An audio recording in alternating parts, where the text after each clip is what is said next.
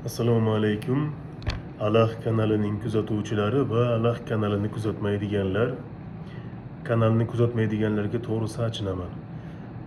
Yaqindagina nashrdan chiqqan bir issiqqina kitob qo'limga kelib tegdi. Aynan muallif kitobni menga sovg'a qildi. Bu inson meni yaqin do'stim, ijod olamidagi o'rtog'im, apam Dulora Xoliqova va bu aynan Va'da nomli she'riy to'plam shoiraning ilk kitobi.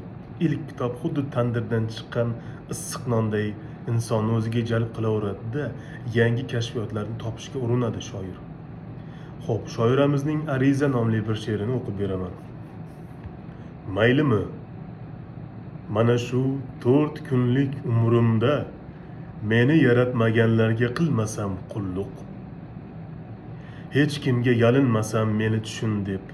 Dilimda saqlasam otamga, onamga, bobomni bag'rida saqlayotgan men ham Alloh nasib qilsa bir kun quchog'iga boradiganim vatanimga bo'lgan muhabbatimni maylimi dunyoni o'zi istagancha ko'rsa ko'zlarim meni tushunishga harakat qilmang va ayniqsa tushuntirishga qo'lingizdan kelsa ishoning istasangiz seving nafratlaning faqat qo'lingizdan kelsa albatta yetar boshqa aldamang ko'zlaringiz so'zlab turgan hammasi haqda so'zlarni xo'rlamang o'z holiga qo'ying so'zlarni.